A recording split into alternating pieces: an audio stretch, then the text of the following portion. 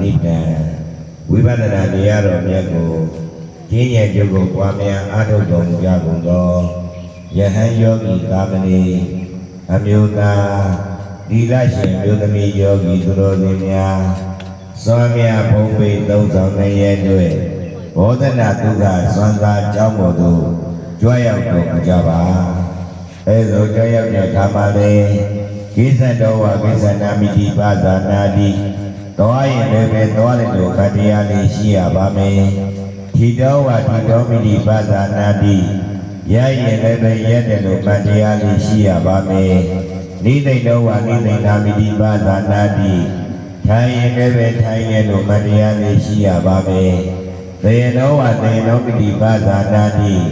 အိရင်လည်းပဲအိတ်တယ်လို့တရားလေးရှိရပါမယ်လို့သုံးတော်ကတော်တာ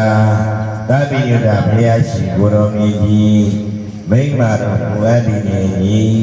ဘယ်လဲနေညာလဲနေမတရားလေးကိုကြည့်ဖြင့်စွမ်းမြဘုံပေသုံးဆောင်တဲ့ရဲ့အတွက်ဘောဓနာဒုက္ခစွမ်းသာကြောင်းပေါ်သို့ကြွရောက်တော်မူကြပါအဲလိုကြွရောက်ပြီး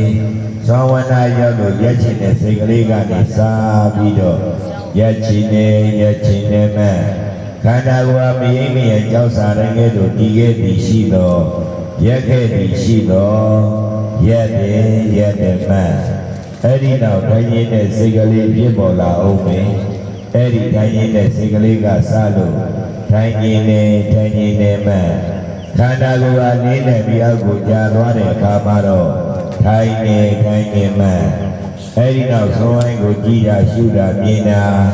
ယူရာကိနာကတ္တဝါရမြူရာမစ၍အမတ်တရားလေးကိုစီဖြင့်စွမ်းမြဘုံပေသုံးဆောင်နေရတဲ့ဘောဓနာဒုက္ခစွမ်းသာကြောင်းပေါ်သို့ကြွရောက်တော်မူကြပါ